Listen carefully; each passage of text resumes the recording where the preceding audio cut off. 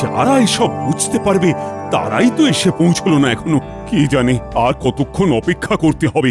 এই তো আমরা এসে গেছি মহারাজ। আমাদের এখানে কি করতে হবে সেটা বলুন। শোনো, আমি স্বপ্ন দেখেছি যে খুব তাড়াতাড়ি আমি রাজাধিরাজ উপাধি পাবো। তাই মন্ত্রী আর পণ্ডিত তোমাদের নিয়ে একসাথে বসে আমি আমার স্থাবর অস্থাবর সম্পত্তির পরিমাণ কত সেটা ভালো করে জেনে নিতে চাইছি। সে তো জানতেই হবে মহারাজ, আপনি রাজাধিরাজ হবেন বলে কথা। আপনার সম্পত্তির বহর শুনেই তো অন্য রাজাদের ঘুম উড়ে যাবে।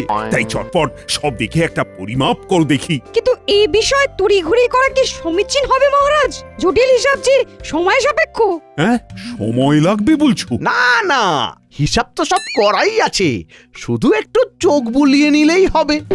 হ্যাঁ মানে তাহলে তো হয়েই গেল, আর দেরি হবে না, তৎক্ষণাৎ হয়ে যাবে। হয়ে যাবে না, বলো হয়ে গেছে। কোষাগারে সঞ্চিত আছে শত সহস্র মোহর, রাজস্ব বাবদ আরো 5 সহস্র মোহর এই আদায় হলো বলে। আয় ব্যয়ের হিসেব ছেড়ে স্থাবর সম্পত্তির দিকে দেখুন মহারাজ। কয়েক লক্ষ বিঘা জমি, প্রতি পরগনায় মহল, কোঠা বাড়ি, দিঘি, পুষ্করিণী। তাই নাকি? তাই নাকি? সব নথিপত্রে আছে বুঝি? এ তো কিছুই নয়, খুঁটিয়ে দেখলে আরো কত কি পাওয়া যাবে। অলংকার, গচ্ছিত সোনা, হীরা জহরতের হিসাব তো এখনো বলাই হয়নি। ও, তার মানে আমার আমলে শুধু কৃষ্ণনগরেরই উন্নতি হয়নি, তার সঙ্গে আমার ব্যক্তিগত আয়ও বেড়েছে। সাধে কি আর নবাব আপনাকে সমঝে চলে মহারাজ? মুর্শিদাবাদের নবাবের সমতুল্য যদি কেউ থাকে তবে তিনি হলেন মহারাজ কৃষ্ণচন্দ্র। সম্পদে ঐশ্বর্যে আপনি অতুলনীয় মহারাজ। বেশ বেশ, তবে শুধু এটুকুতেই আমি থেমে থাকতে চাই না, আরো আরো অনেক সম্পদ চাই আমার। নিশ্চয়ই মহারাজ, আপনাকে যে এক এবং অদ্বিতীয় হতে হবে।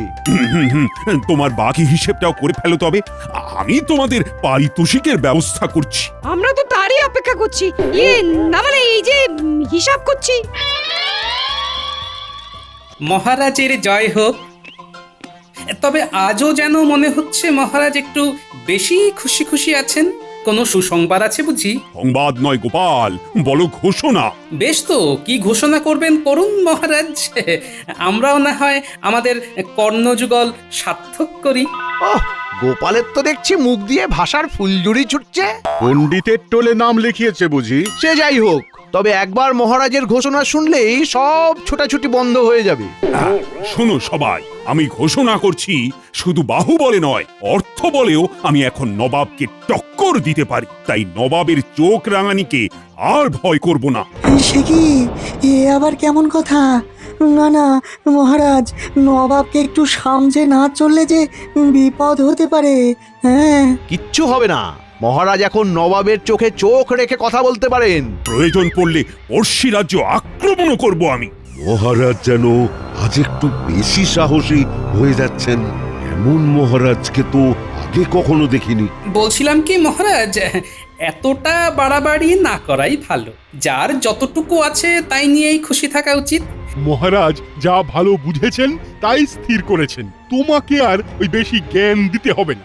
সত্য সব বিষয়ে ফোরত না কাটলে যেন গোপালের ভাত হজম হয় না। আসলে মহারাজের বারবারন্ত শুনে গোপালের চোখ টাটাচ্ছে।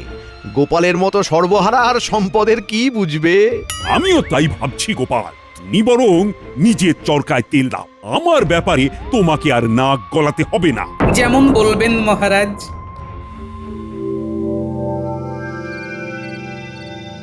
ঠিক হচ্ছে না গিন্নি, ঠিক হচ্ছে না।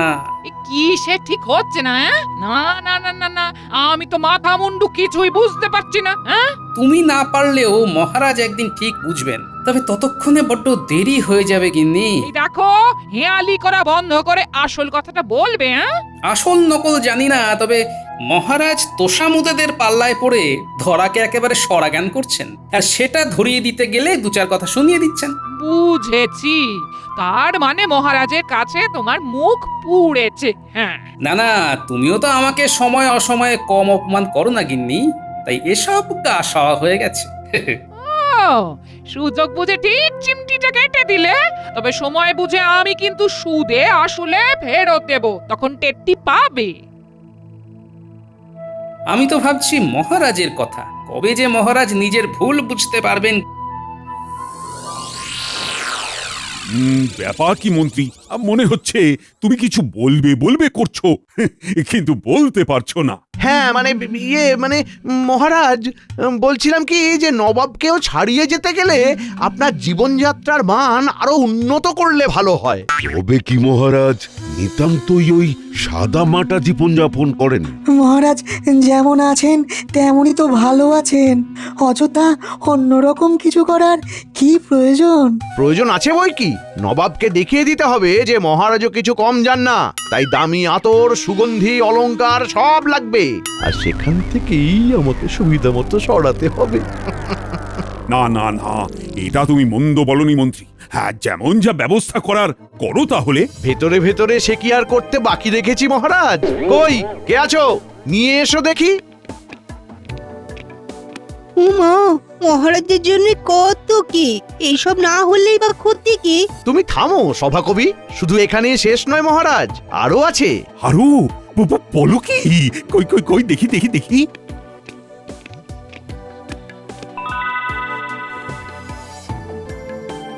শুধু আপনার জন্য মহারাজ। না না, মন্ত্রী মশাইয়ের কাজে কোনো ত্রুটি নেই, সব ব্যবস্থা কেমন গুছিয়ে করেছেন। হ্যাঁ, সে কি আর এমনি এমনি করেছি, এই তালে যা হাতানোর তাও হাতিয়ে নিয়েছি।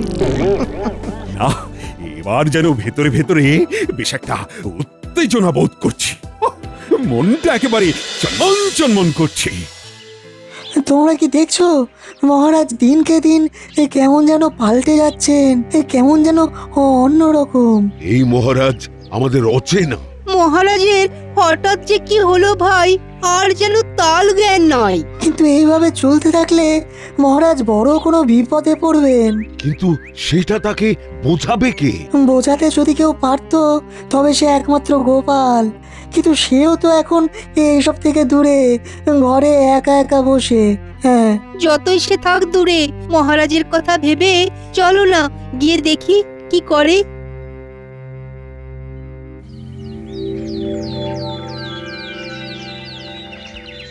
ও গোপাল দাদু, তোমার কি হয়েছে বলো তো?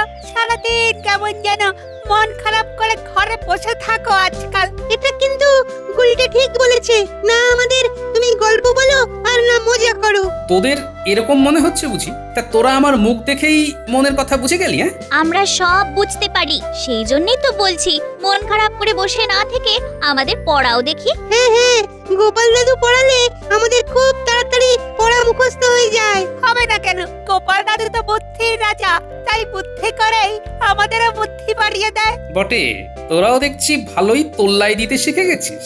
ওদেরটা না হয় তুমি বুঝে গেছো, কিন্তু মহারাজের ব্যাপারটা যে আমরা কিছুতেই বুঝতে পারছি না। সত্যি কি করেছে কি হয়ে গেল? যদি কিছু পারো তবে তুমি কিছু করো, না হলে তো শুধু মহারাজে নয়, এই বুঝি গোটা কৃষ্ণনগরেরই ক্ষতি হয়। বেশ বেশ, দেখছি তবে কি করে কি করা যায়।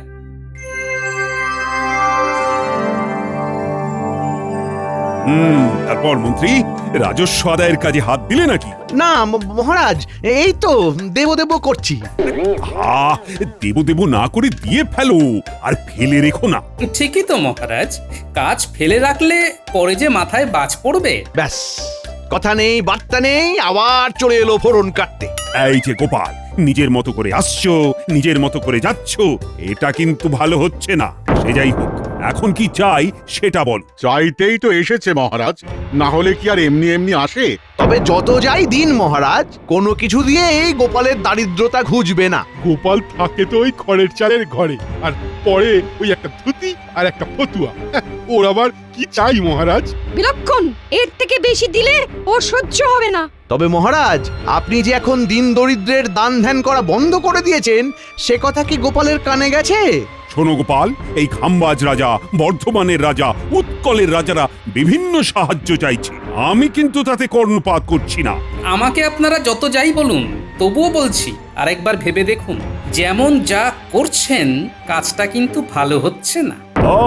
তা তুমি কি আমায় সতর্ক করতে এসেছো, আর ভাবছো তোমার কথায় আমি সুরসুর করে আমার সব স্বপ্ন জলাঞ্জলি দিয়ে দেব? সে গুড়ে বালি। তাই তুমি হাতে তালি দিতে দিতে নিজের রাস্তা দেখো এবার। বেশ, আপনি যেমন বলবেন মহারাজ।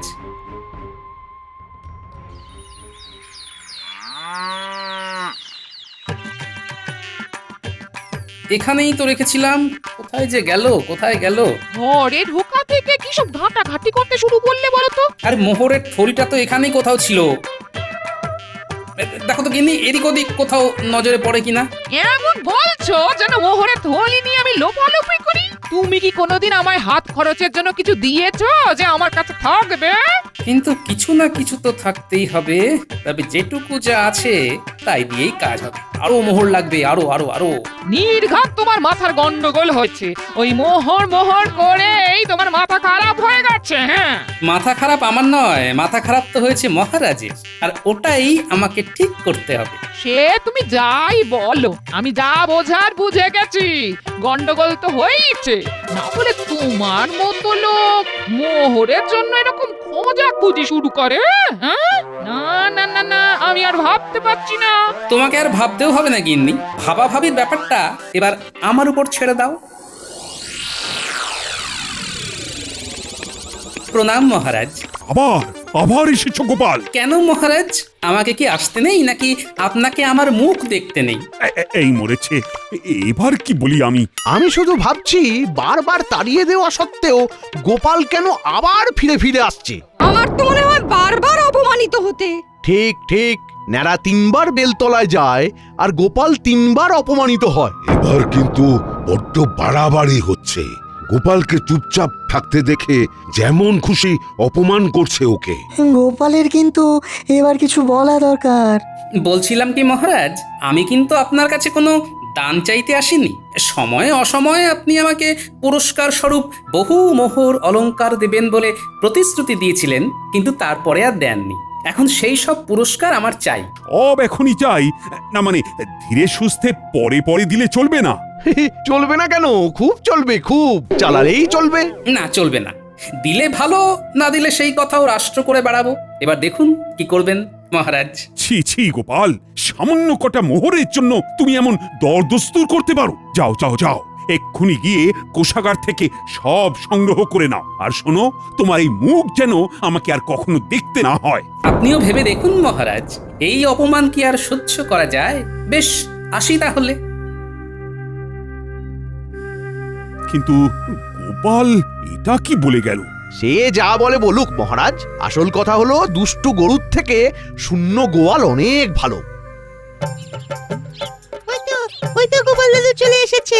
আমরা তো তোমার জন্যই অপেক্ষা করছিলাম। তুমি বললে যে আমাদের পড়াবে। এই দেখো, আমরা বই খাতা কলম নিয়ে বসে আছি সেই কখন থেকে। ভালোই হয়েছে, এবার তো বাকি কাজটা তোদের দিয়েই করতে হবে। কি সব কাজের কথা বলছো বলো তো? তার মানে পড়ালেখা হবে না? হবে তো, তবে এবার লেখা পড়া হবে। লিখবো আমি আর পড়বে অন্য কেউ। দে দে কাগজ কলমখানা দে দেখি, টটপট লিখে ফেলি।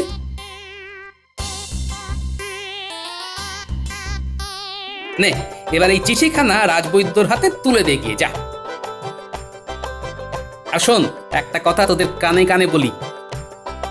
কি বলছো কি গোপাল দাদু? দাদু যা বলছে ভেবে চিন্তে বলছে নিশ্চয়ই। চল, আমরা দাদুর কথা মতো কাজ করি।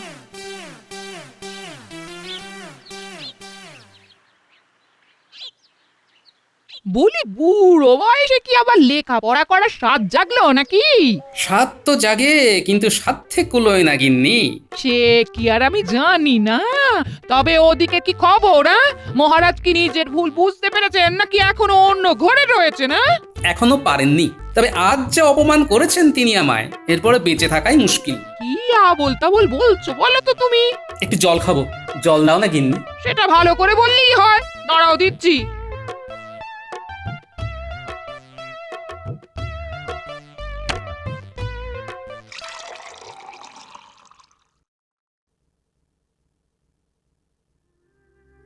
ও মা গো, কি হলো গো? ও গো, কে কোথায় আছো গো?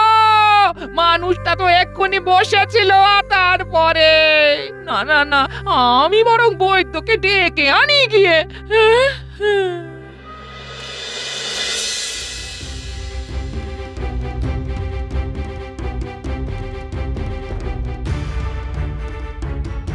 তখন থেকে তো অনেক পরীক্ষা করলেন, কিন্তু মানুষটা এখনো চোখ খুলে দেখছে না কেন? হ্যাঁ, বড্ড দেরি হয়ে গেছে। তার মানে এই মানেটা কি? হ্যাঁ, গোপাল জগতের মায়া ত্যাগ করেছে। আমার সে কি কথা গো, ও গো আমার কি হবে? ও দাদু, দাদু, আমাকে ওঠো না গো, ও দাদু, একবার চোখ খুলে দেখো না, ও দাদু, দাদু, দাদু গো। এই যে তোমরা যাও একটা কাজ করো, মহারাজকে গিয়ে এই খবরটা দিয়ে এসো এক্ষুনি। বাকি ব্যবস্থা আমি করছি না হয়তো ততক্ষণ। আজ সকাল থেকে মনটা যেন কেমন আনচান আনচান করছে। কেন মহারাজ, আপনি কি কোনো ব্যাপারে চিন্তিত? চিন্তা না, মানে হ্যাঁ হ্যাঁ, মানে চিন্তা তো একটা আর চিন্তা করে কি হবে মহারাজ? যা হওয়ার তা তো হয়ে গেছে। গোপাল দাদু আর নেই মহারাজ, দাদু আমাদের ছেড়ে চলে গেছে। একবার শেষ দেখা দেখে আসবেন। হ্যাঁ, কি শুনলাম আমি, গোপাল আর নেই। এমনটা তো একটুও ভাবতে পারিনি।